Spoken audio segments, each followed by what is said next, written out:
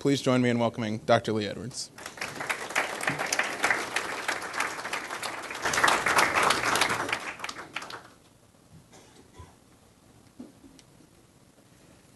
Well, thank you, Peter. And good morning, ladies and gentlemen. It's a beautiful day in Washington, D.C., and a great day to be alive.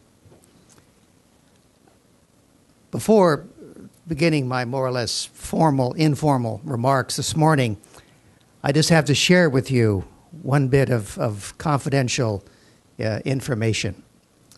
Now, Morton had made reference to the origins of the soiree, and which is true. That's what happened. Now, this was sort of potluck, and people would bring various covered dishes to eat at these soirees, and they would also bring potables. Potables. And some of those potables were alcoholic. I hope not shocking any of the Baptists here. I'm a Catholic myself, so, that doesn't bother us. And so people would bring, a bottle of this, a bottle of that. And at the end of the evening, everybody, being good conservatives, had not consumed all of the potables. So what do you do with the potables? We turned to Morton. And we opened up the trunk of his car. And we jammed in all of these bottles of scotch and bourbon and gin and all kinds of things and slammed it down shut. Now, I don't want to say that we took count of just how many bottles were in there, but it is true that the next, soiree that we had some 5 or 6 weeks later, we would open the trunk, and there were all of the potables still there, not yet consumed. And, of course, we had every faith in Morton Blackwell for being the guardian of all of these potables for us. So let's give him a round of applause. So you didn't know that, did you? Okay. Well, we're here to talk a little bit about Barry Goldwater. And I'm sure we'll get into this in the Q&A, but I want to focus on the Barry Goldwater, the early Barry Goldwater, the most important part of the Goldwater story. It's my contention, my argument, that he ignited a conservative revolution with his run for the presidency in 1964, but he was a very unlikely revolutionary. Now just think about it. He was a college dropout, yet his political manifesto, The Conscience of a Conservative, sold 3.5 million copies. And it was once required reading in History 169B in Harvard. Now, his little book, and if you haven't read it, particularly for the young people here, The Conscience of a Conservative, please do take a look at it. It's only 120 pages. You'll be able to get through it in an hour, maybe a little bit more. It doesn't pretend to be a deep theological treatise. It's light years away from Leo Strauss or Eric Voegelin. It's a primer on conservatism. You might call it Conservatism 101. But it was precisely what was needed by an emerging political movement, not quite sure what it was or where it was going. Remember, this is 1960 that we're talking about. But Goldwater not only defined conservatism for the people, but outlined a political agenda. So what does Conscience argue? That America is fundamentally a conservative nation, and that the American people yearn for a return to conservative principles. And it dismisses the liberal notion that conservatism is out of date. Goldwater says, well, that's like saying that the Golden Rule or the Ten Commandments are out of date.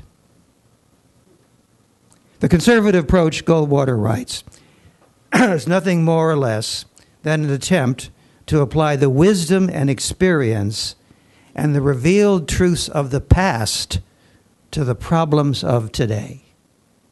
It's a nice definition of what we're all about. Now, there are also many, many policy recommendations. And you might think, well, my goodness, that's 60 years ago, 65 years ago. How could they possibly be relevant today? But they are. They weren't fated to fade. Why? Because of the philosophy undergirding the recommendations. These policy suggestions are just as relevant today as they were 60 years ago when they were first suggested. Unlike the liberal Goldwater writes, the conservative believes that man is not only an economic creature, this is so very important in today's world, but a spiritual creature who looks upon the enhancement of man's spiritual nature as the primary concern of political philosophy. The whole man is what we as conservatives look at, the spiritual side, not just the material side, not just the economic side. And summing up the conservative philosophy, Goldwater says that politics, quote, is the art of achieving the maximum amount of freedom for individuals that is consistent with the maintenance of social order. Again, what a beautifully concise definition for us. Another way of putting it is that the conservative goal is ordered liberty. Tragically, Goldwater says, and here is where what he wrote all those years ago still applies today. Tragically, the balance between freedom and order has tipped against freedom practically everywhere on earth. And so the day's overriding political challenge, he said, is to preserve and extend freedom. Please notice he says extend, not just preserve freedom. Freedom is in peril in America, he warns, because why? Leaders and members of both political parties have ignored and misinterpreted the most important document in American government, the Constitution. And tragically, didn't we see that just these last couple of days with those decisions handed down by the court? What has been the result? A leviathan, a vast national authority out of touch with the people and out of their control. But he wasn't just a writer. He just wasn't somebody who put his name on a book. He was a politician as well. He was a man of action as well as thought. And so 4 years after he wrote those words, he declared his presidential candidacy, promising to bring Leviathan under control and to restore freedom to its rightful place at the center of the American dream. It was the fusionist thought of the conscience of a conservative and the daring thrust of his presidential campaign, a rare combination of the philosophical and the political, that fix Goldwater in the hearts and minds of conservatives like me and Morton and Richard Viguerie and so many others that we could talk about. Of course, he was not perfect. He was a man of contradictions, inspiring and infuriating. He said of his presidential race, "I know I'm going to lose, but I'm going to lose it my way." He was courageous and cantankerous, saying, "I didn't come to Washington to pass laws, but to repeal them." He was profound and profane. One of his favorite axioms was, any bigger government, big enough to give you everything you want, is big enough to take away everything you have. He delighted in saying the unexpected, like the famous line from his acceptance speech, "Extremism in the defense of liberty is no vice." Well, he was vilified, condemned for saying that. But let's consider, was Patrick Henry an extremist because he declared, "Give me liberty or give me death"? Were the Americans who fought and died in World War II to defeat Nazism and Imperial Japan extremists? Was Christ an extremist because he died on the cross? And was Martin Luther King Jr.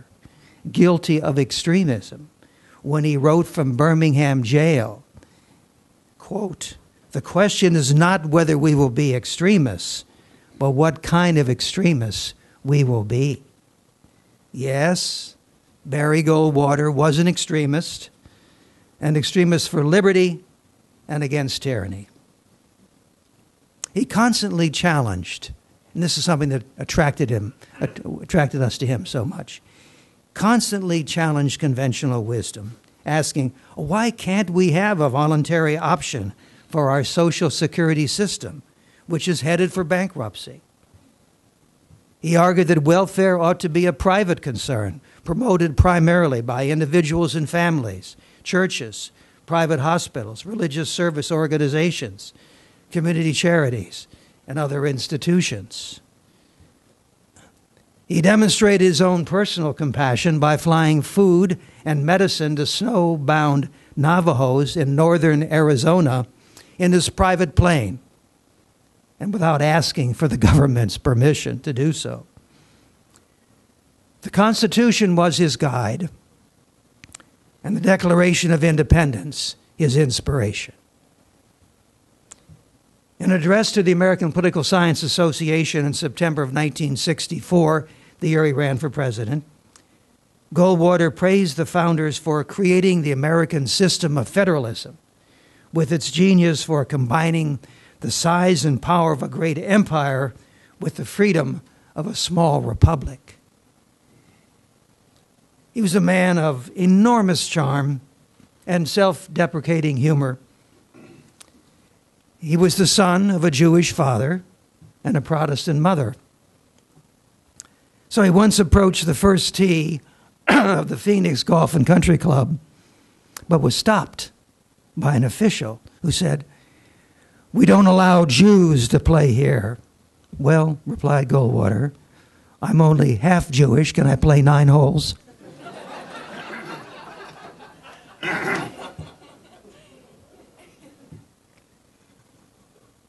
He affected American politics with his 1964 campaign more than any other losing presidential candidate in modern times. Just think about the third rail issues that he talked about. Social Security. Let's do something about it. Farm subsidies. Let's begin doing away with them. Welfare reform. Welfare reform. Privatization of governmental property. And victory over communism. He inspired thousands of young people to get into and stay in politics and public policy. Among them were Ed Fulner, president of the Heritage Foundation, Ed Crane, president of the Cato Institute. Wow. Presidential candidate and commentator Pat Buchanan, direct mail guru Richard Viguerie, Morton Blackwell. I have to mention, and he didn't mention, but I will, that Morton was there in 1964 in San Francisco at that national convention as the youngest elected delegate from Louisiana for Barry Goldwater.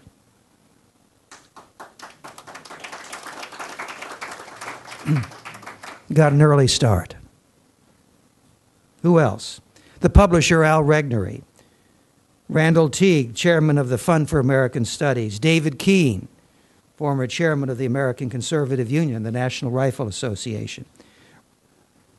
Politicians who raised the conservative torch because of him, and there's so many, but I just mentioned a couple. Congressman Phil Crane of Illinois, Bill Brock of Tennessee, Bob Bauman of Maryland, Jim Sensenbrenner of Wisconsin, Duncan Hunter of California, Senator James Buckley of New York, and Governor Paul Laxalt of Nevada. He was the first presidential candidate to use direct mail and television in national political fundraising. Over 1 million individuals contributed to the 1964 Goldwater campaign, preparing the way in the following decades for conservative candidates and institutions like the Leadership Institute to use direct mail to raise money and communicate ideas to a national audience. He won a couple of states, 6, but 5 of them were key because there were Alabama, Georgia, Mississippi, South Carolina, and Louisiana. By so doing, Barry Goldwater broke the Democrats' iron grip on the Solid South, enabling the GOP to become a national party. He persuaded 27.5 million Americans to vote conservative despite an unprecedented anti-campaign run by President Lyndon Johnson and the Democrats, personally run by the president and by people around him. The dirty tricks played by the White House in 1964 included having the FBI bug Goldwater's campaign plane. You can read about that in my book. The CIA planted a spy in our national headquarters. That's in my book. Goldwater personally approved, and maybe if he did nothing else in 1964, we can certainly laud him for this, he personally approved Ronald Reagan's famous TV talk, A Time for Choosing, a speech his advisors tried to kill twice. And finally, they played it for Barry Goldwater. He listened to it and said, well, what the hell's wrong with that? Let's run it. Made history with that decision. Made history. And because of the phenomenal response to A Time for Choosing, prominent Republicans approached Reagan the following spring and said, please, please, run for governor of California. Well, you know what happened. He did run. Won twice, and then went on to win the presidency twice. One can say, in political shorthand, no presidential candidate Goldwater, no President Reagan. Think about it. Who was Barry Goldwater? He said about himself, well, I'd like to be remembered as an honest man who did his best. He was a patriot who loved his country without apology, been willing to risk his life for his country in war, flying supplies over the treacherous Himalayas to our free China allies. And he continued to give his life for his country in peace. 1964, he went through the crucible of crushing defeat. Lyndon Johnson did win in a landslide. A crucible of crushing defeat and unprecedented personal attacks without a single word of public complaint. He was called everything unimaginable, from a racist to a bigot to an extremist to a right-wing nut and so forth and on and on and on. As a matter of fact, one magazine published a cover story trumpeting 1,189 psychiatrists say Goldwater is psychologically unfit to be president. Can you imagine that? Can you imagine that? Publishing that. He didn't say a word at the time, shrugged it off, but he later sued and won a judgment against the publisher and the magazine that was upheld by the U.S. Supreme Court. And candidates ever since have thanked Barry Goldwater for taking that magazine to court and winning. Barry Goldwater was a prophet, an Old Testament Jeremiah, who sternly warned the people to repent of their wasteful ways or reap a whirlwind of debts and deficits. He was a pioneer from Arizona who led the Republican Party out of the barren East and into a verdant South and West where victory awaited them. He was, in George Will's words, a man who lost 44 states but won the future. He was, I believe, the most consequential loser in modern presidential politics. He did it by promising and offering a choice, not an echo. He gave the American people the opportunity to choose between a party that emphasized individual liberty and a party that favored the extension of government power. You know, he really wasn't so much the candidate of a political party as the personification of a political movement. He didn't really want to run for president. And we really persuaded him, shall I say, almost forced him to run. We said, Senator, you must raise that standard of conservatism. It's needed, not only just for the conservative movement, but for America. The political historian Theodore Wright wrote of Goldwater, quote, "Again and again in American history, it has happened that the losers of the presidency contributed almost as much to the permanent tone and dialogue of politics as did the winners." Barry Goldwater's presidential candidacy marked the beginning of a tectonic shift in American politics from east to west, from the cities to the suburbs, from big government to limited government, from containment to liberation, and from liberal to conservative, that continues to shape the politics of our nation. Thank you.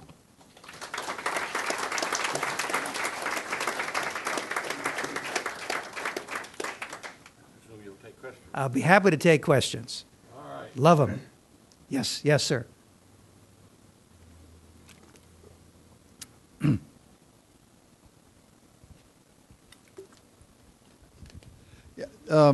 Regarding the current Congress, there used to be, and for those who are too young, there used to be a committee in the House to repeal bad laws, bad regulations. It was done away with, I believe, in 1974 by the incoming Democrats.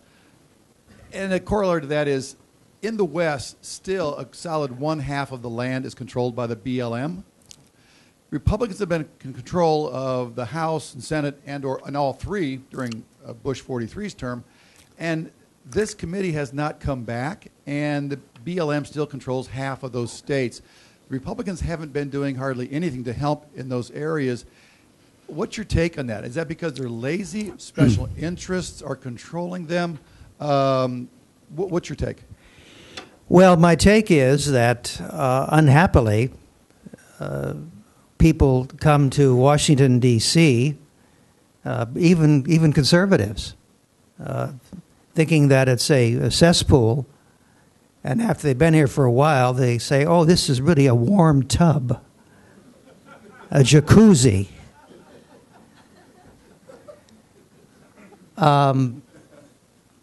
It's a question of leadership. It's a question of leadership. And it's so easy to be compromised and to be compromised and to compromise when you come to Washington. You have to constantly push back against that. We do have members of Congress who do that, fortunately. But when they rise to leadership, they're not always allowed or able to really put forth the kind of reforms you're talking about. So what I'm saying is that government has gotten so big that I won't say it's impossible, but it takes not just people in Congress, but it's going to have to be the right man in the White House, the right leadership in the Congress, and also the right pressure coming from you all at the grassroots to bring it all together, to bring about the kind of reforms that you're talking about. Is that impossible? No. Is that very, very difficult? Yes. I hope that we'll begin to make that kind of a change starting in 2016. Yes, sir. Yeah. You get a microphone coming. I spent 15 years on Capitol Hill working for Congressman Ron Paul as his legislative director, who a lot of people compare to Barry Goldwater. Well, one thing that he had in common was he had to be talked into running in both 2008 and 2012. So my question builds just like Barry Goldwater. Yes, exactly. Yeah. So my question builds on that experience. What parallels do you see between Congressman Paul in that he was as a prophet-like truth teller who said what he thought, and you could either like it or not like it, but he was going to tell you what he believed, and his son, who a lot of people see as more like a Reagan-esque figure who is capable of broadening the movement beyond where his dad took it, because he's more willing to tailor his message to be acceptable to a mainstream Republican audience. Right. Well, I think you need all kinds of people. You need a Barry Goldwater who will stand up knowing he could not win. I said that in my remarks. What I mean by that, every poll that was taken at the time in 1964, this is after Kennedy's assassination, every poll showed that no Republican could defeat Lyndon Baines Johnson in 1964. They all showed that Johnson got 75%, 75% No Republican, including Barry Goldwater, got more than around 25%. And yet Barry Goldwater still ran. Why? Because he said, I'm going to offer a choice, not an echo. I'm going to talk about principles, about ideas, about issues. And if I get whooped, so be it. So we need people like that. But let me tell you something. I've also written a couple of books about Ronald Reagan. I love Ronald Reagan. He did marvelous things. He was a great president. He contributed tremendous things to our country, to the world. But he wouldn't have run in 1964. He would not have run knowing he would lose. He was that much of a pragmatist as well as being an idealist. So you need people like Barry Goldwater who will stand firm and stand tough and stand tall. But you also need slightly more flexible, practical people like Ronald Reagan. Of course, Ronald Reagan was still pretty doggone conservative, right? I think we'd all agree about that. But you need all kinds of people to build a conservative movement, or any political movement for that matter, and that's the kind of leadership I think that we need today. Yes, sir.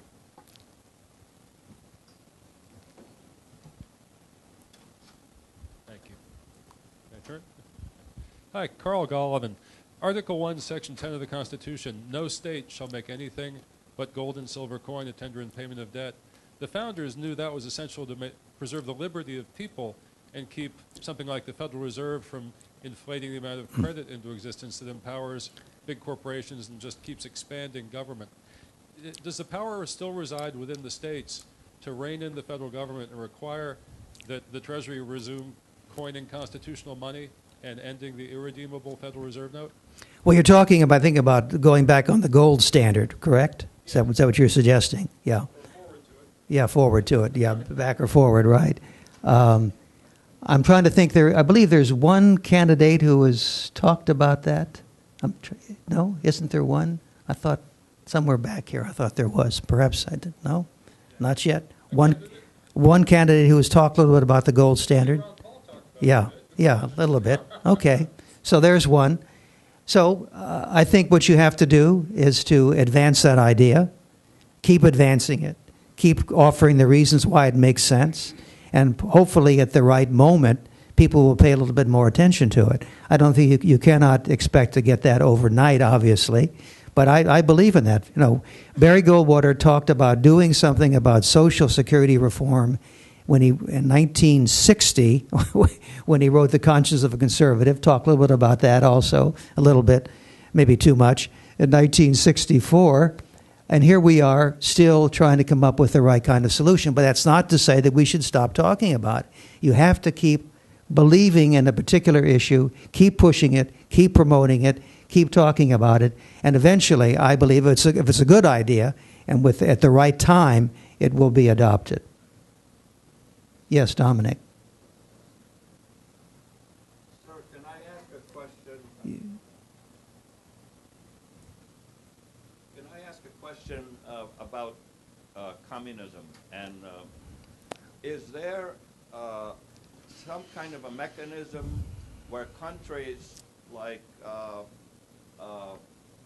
Cambodia or wherever, Korea, where people are killed today by communists, and that is reported into the museum? Mm-hmm.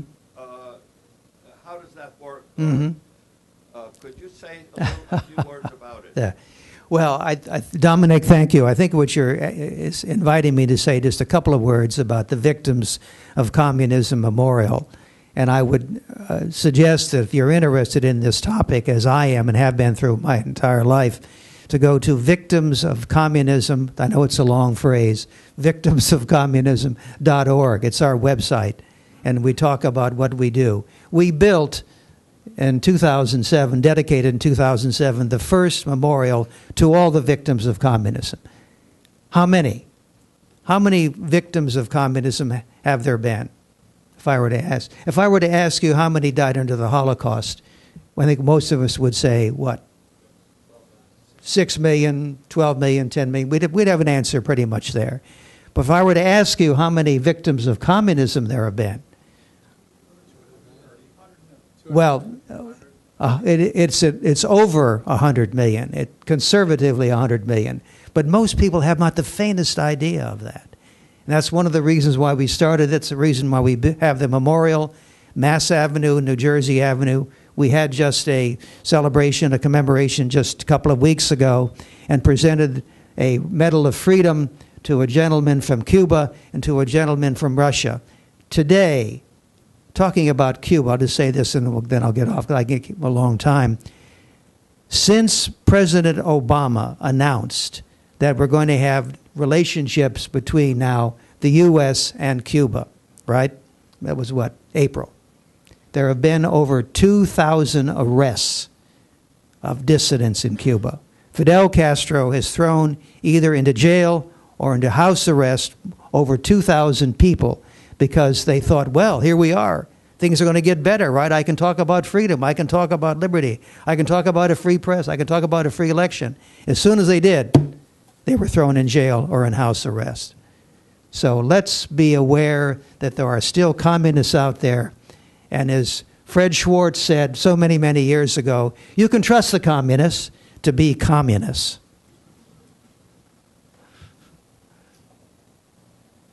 Any other questions? Way in the back, and then we'll take you, sir. Way in the back.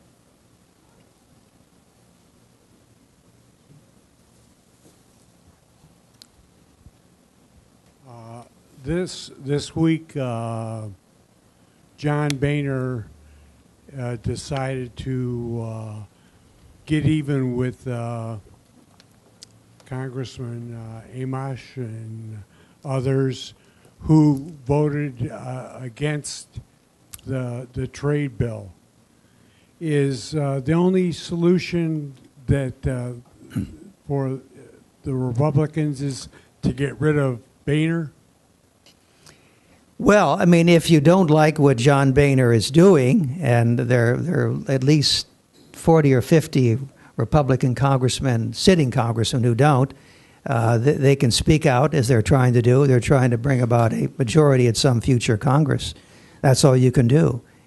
Have to live with it, but at the same time, talk about putting together a true conservative caucus within the Republicans in the House of Representatives who will act so vigorously, shall we say, that John Boehner will have to pay more attention to them than he is right now. Yes, sir.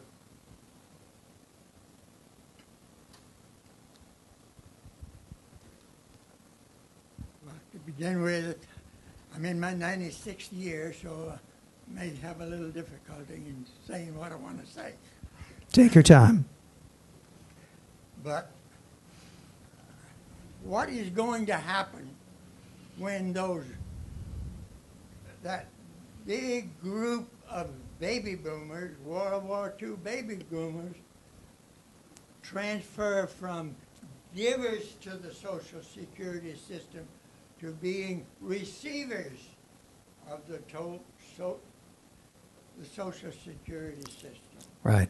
Right. Well, I got your publication, sir, and it was a very interesting idea. So what he was saying is that, look, the Social Security system right now is not in terrific shape. What happens when the baby boomers, all 50, 60, 70, I mean, whatever, what happens when they become 65 and 70 and start taking and receiving? We can't, it's just going to break the system apart. So what can be done about that?